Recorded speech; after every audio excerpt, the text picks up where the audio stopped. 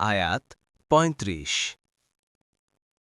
আয়াতটাকে আরিফটা তেলাওয়াত করে শুনিয়ে দিচ্ছি। মাসালুল জান্নাতিল্লাতী উইদাল মুত্তাকুন তাজরি মিন তাহতিহাল আনহারু উকুলুহা দাইমুন ওয়া যিল্লুহা তিলকা উকুবাল্লাযীনা ইত্তাকাউ ওয়া উকুবাল কাফিরিনান নার। অনুবাদ: মুত্তাকীদেরকে যে জান্নাতের প্রতিশ্রুতি দেয়া হয়েছে তার উপমা এরূপ: তার পাদদেশে নদী প্রবাহিত, তার ফলসমূহ ও ছায়া চিরস্থায়ী। যারা তাকে অবলম্বন করেছে এটা তাদের প্রতিফল, আর কাফিরদের প্রতিফল আগুন। তাফসীর। ১ নম্বর ফুটনোটের বিবরণ। মুত্তাকীদের জন্য কি পুরস্কার রেখেছেন এখানে তার প্রতি ইঙ্গিত করা হয়েছে। বলা হয়েছে তাদের জন্য রয়েছে এমন জান্নাত যার পাদদেশে নহরসমূহ প্রবাহিত।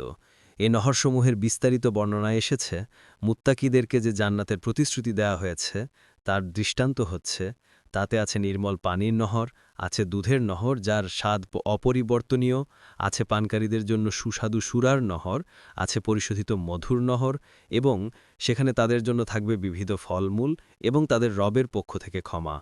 মুত্তাকীরা কি তাদের ন্যায় যারা জাহান্নামের স্থায়ী হবে এবং যাদেরকে পান করতে দেয়া হবে ফুটন্ত পানি যা তাদের নাড়িভুড়ি ছিন্ন বিচ্ছিন্ন করে দিবে?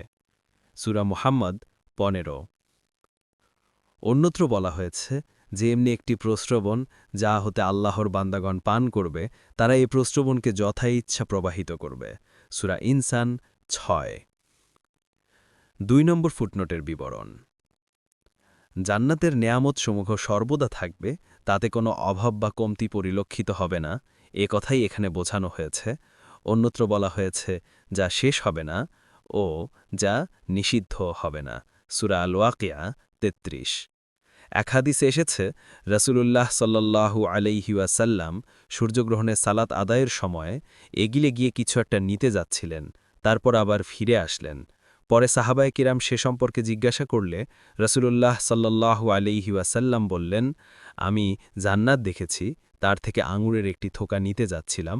যদি তা নিয়ে নিতাম তবে যতদিন দুনিয়া থাকত ততদিন তোমরা তা খেতে পারতে। বুখারী ১০৫২, মুসলিম ৯০৭। অন্য বর্ণনায় এসেছে রাসূলুল্লাহ সাল্লাল্লাহু আলাইহি ওয়াসাল্লাম বলেছেন তাতে কোনো কমতি হতো না। মুসলিম ৯০৪। অন্য হাদিসে এসেছে রাসূলুল্লাহ সাল্লাল্লাহু আলাইহি ওয়াসাল্লাম বলেছেন, জান্নাতবাসীগণ খাবে, পান করবে, অথচ তাদের কোনো কাশি থুথু আসবে না, পায়খানা ও পেশাব করবে না। তাদের খাবারে ঢেকুর আসবে যার সুগন্ধ হবে মিস্কের সুগন্ধির মতো। দুনিয়াতে যেভাবে নিঃশ্বাস প্রশ্বাস নেয় তেমনি তাদেরকে সেখানে তাসবিহ ও পবিত্রতা ঘোষণার জন্য ইলহাম করা হবে। মুসলিম ২৮৩৫। অন্য হাদিসে এসেছে রাসূলুল্লাহ সাল্লাল্লাহু আলাইহি ওয়াসাল্লামের নিকট এক ইহুদি এসে বলল, হে আবুল কাসিম, আপনি মনে করেন যে জান্নাতবাসীগণ খানাপিনা করবে?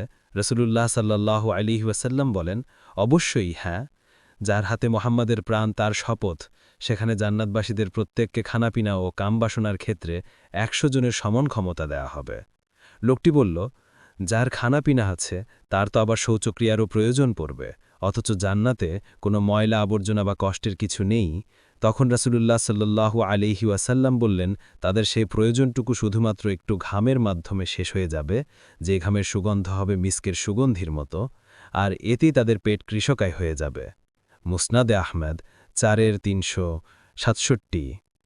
আর জান্নাতের ছায়ার ব্যাপারে আয়াতে বলা হয়েছে যে তার ছায়াও চিরস্থায়ী।